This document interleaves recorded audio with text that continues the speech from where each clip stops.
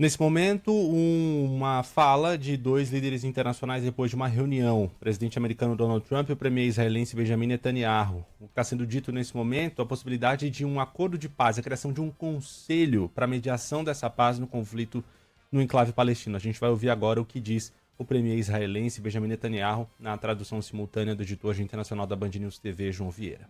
Mas será feito. A gente prefere o modo fácil, mas tem que ser feito. Todos esses objetivos têm que ser atingidos. Porque a gente não luta essa luta terrível, com esse sacrifício, para ver o Hamas continuar na faixa de Gaza e continuar nos ameaçando de novo com esses massacres. Presidente, eu fui encorajado com esse seu comunicado claro sobre o reconhecimento da Palestina. Isso vai ser um resultado que depois do dia 7 de outubro de 23 se representaria uma premiação aos extremistas e colocaria em risco a própria existência de Israel. E a autoridade palestina não pode ter nenhum papel em Gaza se não fizer nenhuma mudança, uma reformulação.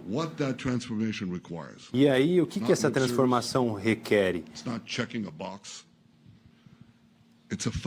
É uma genuína e fundamental transformação. Para acabar aqueles programas de pagar pessoas para matarem israelenses, pagar a incitação na mídia, também os processos contra Israel nos tribunais internacionais, reconhecer o Estado israelense e muitas outras reformas. Não será uma surpresa para vocês que a nossa maioria não acredita que haverá uma mudança, mas se isso acontecer, o seu plano coloca uma forma realista para Gaza nos próximos anos e não governada pelo Hamas ou pela autoridade palestina, mas para aqueles que estão de acordo com uma paz genuína com Israel. Não acredito que isso pode ser apenas para Gaza, um novo começo, mas um novo começo para toda a região. E sob a sua liderança, a gente pode reenergizar, e eu posso dizer do meu jeito, a gente pode reenergizar os acordos de Abraão, é assim que eu falo. Todo mundo fala de um jeito, outros falam de outro, mas é os acordos de Abraão. E são os acordos que a gente fez muitos anos atrás, no seu primeiro mandato. São países que escolheram a moderação em vez do extremismo. Não vai ser fácil, é difícil, mas se a gente conseguir, você está certo, a gente abre possibilidades que ninguém nunca sonhou com elas. Como você me disse, presidente, muitas e muitas vezes, você me disse: lembre do dia 7 de outubro de 2023. E a gente faz isso. Nunca vamos esquecer os horrores daquele dia e vamos fazer o que for necessário para garantir que isso não aconteça de novo.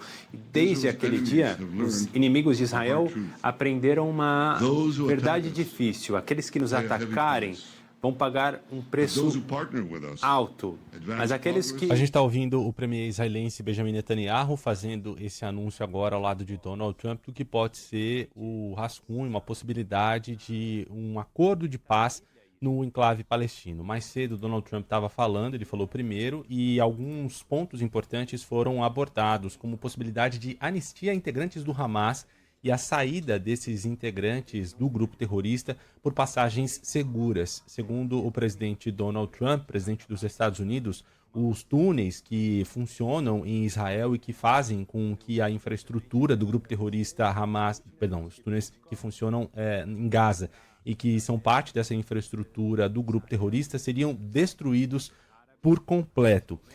Há nesse jogo, nessa possibilidade desse acordo de paz, ainda os reféns que permanecem em território palestino sob domínio do Hamas. Cerca de 48 pessoas que foram levadas nesses ataques de 7 de outubro de 2023, sobre o qual o premier falava nesse momento. Então não é só uma questão de território, de saída ou não, de eliminação ou não do Hamas, do controle do território, mas estamos falando de vidas desses israelenses que ainda estão sob o domínio do Hamas. Estados Unidos e Catar,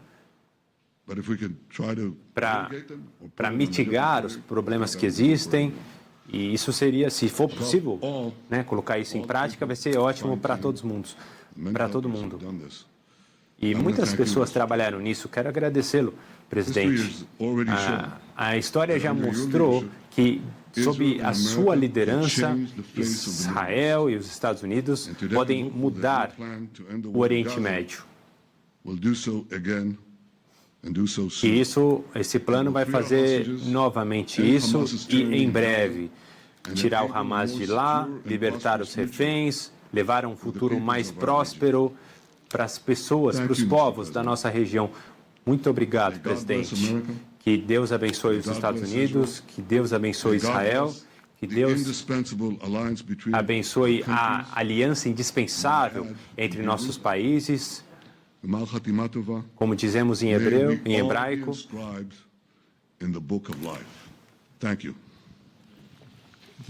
Muito obrigado, Premier.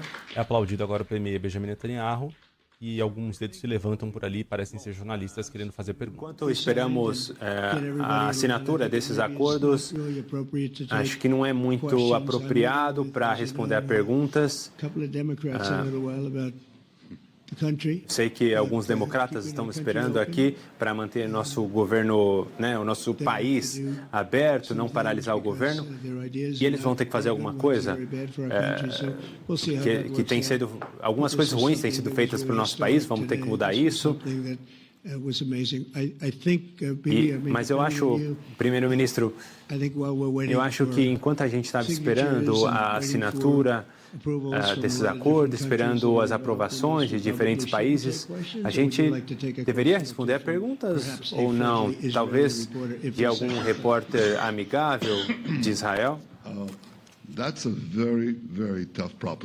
Olha, essa é uma proposta muito difícil, presidente. Bom, eles estão deliberando ali, né, como vão receber as perguntas de jornalistas que estão nesse momento acompanhando. Como o João Vieira falou, na fala do Trump, tem a assinatura de um documento que está sendo prevista. Essa assinatura termina a fala, o pronunciamento de Donald Trump e Benjamin Netanyahu. Agora eles fazem um aperto de mãos e ainda há muitas mãos levantadas por ali de jornalistas que pretendem fazer questionamentos aos dois diante dessa possibilidade da criação desse Conselho de Paz para tentar mediar o conflito em Gaza, que chega aos 2 anos agora, em 7 de outubro. A gente está no dia 29 de setembro, falta pouco para o dia 7, quando foi iniciado o ataque do grupo Hamas pelo território mais ao sul, em Israel, em que foram levados os reféns para o território palestino.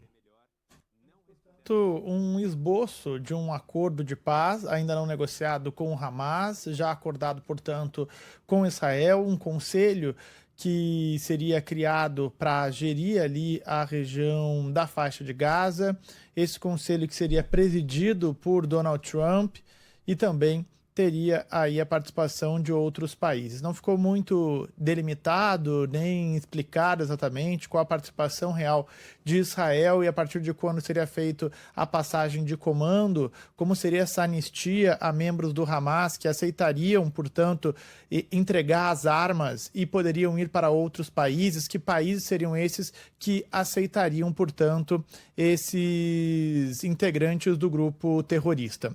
A gente lembra ainda que Israel, nessa reunião, longa reunião que Benjamin Netanyahu teve com Donald Trump, o Benjamin Netanyahu teria aceitado pedir desculpas ao Catar pela ação realizada durante aí o último mês, uma ação em que Israel tentou atingir membros do Hamas lá mesmo no Catar. O Catar, que é um dos principais aliados dos Estados Unidos na região. A gente ouvia e acompanhava aqui na Band News FM justamente esse trecho que ele falava dos acordos de Abraão. Esses acordos são justamente acordos de países árabes que fazem um reconhecimento do Estado de Israel e passam a ter relações diplomáticas. Isso já aconteceu com outros países ali da região, com o governo de Israel, e existia uma intenção muito grande de que esses acordos pudessem levar, por exemplo, a Arábia Saudita a reconhecer o Estado de Israel, outros países ali da região, para tentar baixar a fervura nessa região do Oriente Médio. Isso já aconteceu com Jordânia, com Egito, outros países que, porventura, em algum momento não aceitavam a existência de Israel, não tinham relações diplomáticas ali com o Estado de Israel, e isso acabou mudando por esses acordos de Abraão, que foram colocados aí, a gente já falou aqui também ao longo do Entre Nós, como um dos principais trunfos do governo de Donald Trump no seu primeiro mandato.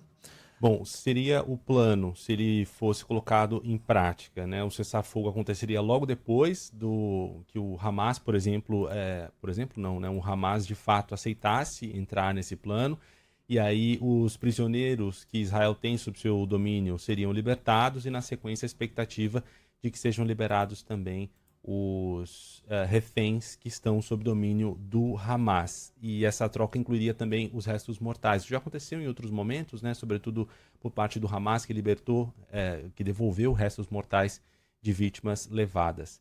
A ajuda humanitária viria na sequência e também a reconstrução de Gaza. E, como o Frumento falava, não consta a participação de integrantes do Hamas, no entanto, sim a participação de palestinos nessa reconstrução a partir desse desenho, desse acordo. E aí um passo seguinte seria pensar aspectos voltados para a governança de Gaza, né? Como devolver a autonomia a essa região em alguma medida. Aí seriam países que fariam essa mediação, que fariam essa intermediação, né? Funcionariam como fiscalizadores do andamento desse acordo de paz.